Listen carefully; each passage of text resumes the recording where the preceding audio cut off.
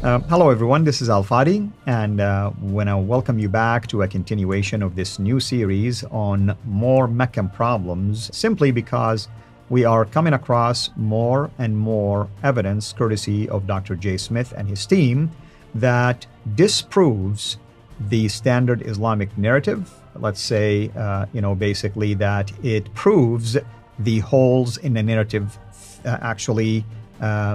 facts, and basically we're not finding any evidence that can corroborate the idea that Mecca existed when the standard Islamic narrative said it existed.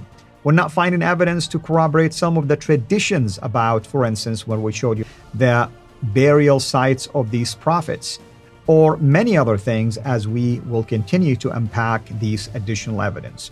And we want to pick it up from here. Dr. J, welcome back. No, okay, thank you.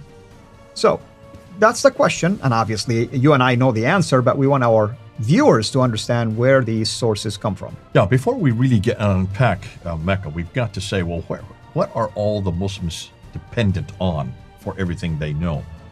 And what we're finding out is that it's not the best source.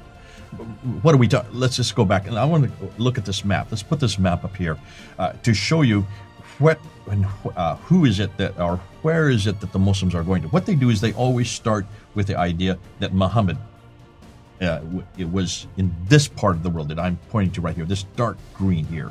See this dark green here? That is the area that existed during the time of Muhammad's lifetime. So nothing really was controlled beyond that dark green area. I mean, there's just a little bit of Oman, but that's what you mean here is when Muhammad, according to tradition, was living, these areas converted to Islam. Right. This is part of the empire at that time. Right. According to the standard Islamic narrative, that's what they are. Once he died, then Abu Bakr comes and he then controls this part here. So you see this part here. That's all then under his control. And he is from 632 to 634.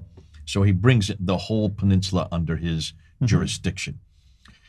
He dies peacefully, and then Umar and Uthman and Ali. So they're the last three of what we know as the righteous caliphs. Yeah, the Rashidun period. Rashidun, exactly. And that's this area here and this area here. So all of this now part is under their control, this part right in here.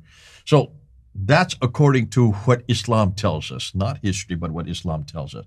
And then after Umar is from 634 to 644, Uthman is from 644 to 656, and then Ali is from 656 to 661. So by 661, we're roughly 40 years after the caliphate was inaugurated in 624, roughly 40 years later, that whole area, this whole swath of land is under their control. The light green, the little bit green, and the olive green, and then the dark green. Now, once they die, then the Umayyads come over and they then enlarge the boundaries over here all the way to what is, well, Kabul, so that's Afghanistan in the east, all the way over to Spain, Andalusia is called then. Exactly. What is Spain today over in the west. So that whole swath of land is what we're talking about. And this is the whole area up until 749. So we're talking in mid-8th century, the Umayyads are in control. 661 to 749. Where do we go from here, brother? We're going to actually ask the next question, which is there a history? And so let's go right into it, because we do want to finish this off before. When you look at the Quranic references, just put them up there on the screen. The Quranic references, if you look there, are only, well, there's only one. As I said earlier, it's only one place, chapter 48, verse 24. And he it is who hath withheld men's hands from you and hath withheld your hands from them in the valley of Mecca after he had made you victors over them. Allah Isir of what do you do? What does that tell you? Not to tell you much, other than the fact that Mecca is in a valley. Is Mecca in a valley?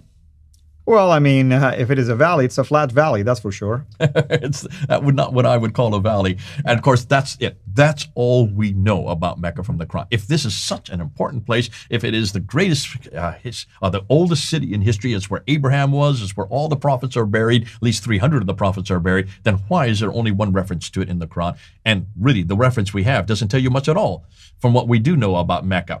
But more than that, Dr. Patricia Corona found this. She said the earliest, and let's go back to the slide here, that the earliest reference we can find for the city called Mecca is the Apocalypse of Pseudo-Methodius Myth Continuatio Byzantia Arabica. This is from 741. She cannot find any reference until this day. Now, she introduced this back in 1987 when she wrote in Meccan Trade and the Rise of Islam. So it's been out over 20 years. In fact, well, we're talking about 30 years it's been out, and still no Muslims have been able to find something better than this. Find a reference that's earlier than the Methodius Continuata Byzantia Arabica from 741. Show me a reference that's earlier. They can't find it. Which suggests in 30 years, if they can't find it, they're not going to find it in the next 30. So you've got to go with this as the earliest reference. Muhammad died in 632, according to the standard Islamic narrative. If it doesn't get to introduce as a reference point until 741, when is it put on any map? It's not put on a map until 900 AD. We don't see it on any map. We've done this before. We've already got this, so I don't want to repeat ourselves. But she didn't read enough. She didn't go far enough. Because when you read the entire Pseudo-Methodius Continuato Byzantia in 741, you need to read the second part of that reference. She just was looking for the name itself. She didn't unpack it. What does it say afterwards? Well, it says, as they consider it, the home of Abraham, which lies in the desert between Ur of the Chaldeans, that's the magicians, and Kara, the city of Mesopotamia. Hold on a minute. Why didn't Dr. Crone pick this up? Mel from Sneakers Corner is a good friend of ours. We've used him, and he was the one that picked this up, and he said, hold on a minute. I'd like to know where this home of Abraham is. Now, today, we know the home of Abraham, Ur, is in southern Iraq. That's right. It's a land of Mesopotamia, the land between the two rivers, and that corroborate the biblical story. But not in the 8th century. Not in the 8th century. It was because of J.E. Taylor in 1853 who discovered Ur. That's in the 19th century. Before the 19th century, Ur was always between Edessa and Haran. Everybody knows that if you look at any of the ancient annals, including all the time from the 8th century. We're talking about the 8th century now. In the 8th century, look at this map here, and Ur was always known as between Edessa and Haran. Here's Edessa and Haran, and that's where Mecca was. That's where Abraham came from. That's what this inscription is talking about in 741. It's referring to that place. Well, where do you think that place is? That's in southern Turkey. Right. Southern Turkey. Right. That is nowhere near Mecca and Medina. It's nowhere near what Muslims are telling us. So the original Mecca, according to in the 8th century, the Mecca that this document is referring to, is located in southern Turkey, where they believed at that time Abraham came from. But it was because of J.E. Taylor who was the one that finally found where Ur was, and that was in the 19th century. And then, of course, we know that today, everybody that goes to southern Iraq, you will find that there. But you notice what we've been saying over and over again. In fact, it's getting boring. It is just too far north. And again, directly above, straight above north of what is the present-day Mecca. But note what they are now doing. Let's look at this slide here. Notice what they're doing. Here's that clock tower that I said before. The world's the fourth highest building, the world's largest clock, and also they want to look like Big Ben there in England because they want to make it Meccan being time. All this construction that's going on. Well, take a look at this slide. That's what they're looking for. That's what it's going to be. That's the master plan, basically. Yeah, how it's going to look like. One of these is going to be the one they're going to choose. So I'm showing you all four because we don't know where they're going to go with yet. But let me emphasize something. I mean, I am an engineer in the construction field. I spend my career doing projects like this. To build high rises like this, it demands solid, strong foundations. That demands also digging deeper sometimes. You're going exactly where I'm going with. Take a look at the next slide. Right. That's exactly where I'm heading towards. See, this is what it looks like today. In fact, this is as the clock tower is being built. You can still see they're still constructing the top of the clock tower. So even when you were looking at this, take a look at all these cranes down here. All these cranes. Here's the Kaaba right there. Right. All these cranes around it. Whenever you build large building like what you're talking about, you've got to dig deep so that things don't tip over or don't fall over or don't get deconstructed. Now, when you dig foundations, you start to look for things. And of course, if you're an archaeologist, you want to be there at the table because all this material is coming out of what they're digging. So what are they digging? Well, Dan Gibson was at a conference a number of years ago when he asked this very question.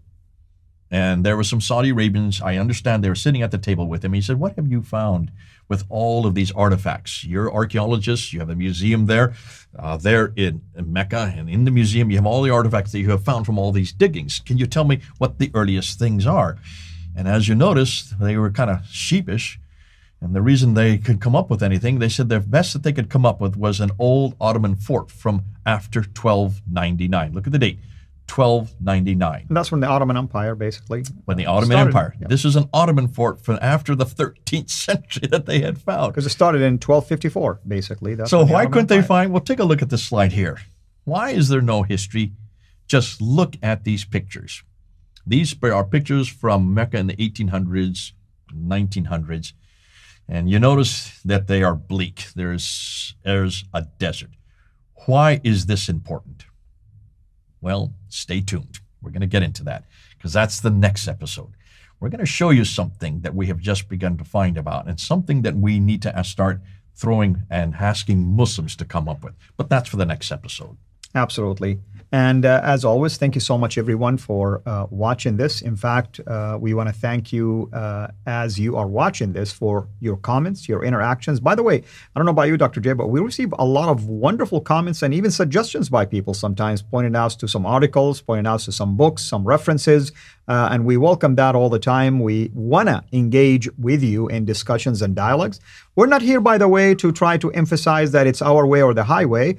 But at the same time, unless you can present us with anything, as Dr. J mentioned about Dan Gibson's question to the Saudis, asking them, hey, what did you find? Can you show us some artifact? This should be really a groundbreaking, discoveries. If you found anything that points back to a 7th century, 6th century, 5th century, anything, that you can at least tell us that there was civilization, habitation, things that are taking place in there. And the only thing that they were able to point out to was a Ottoman fort that was in 1299.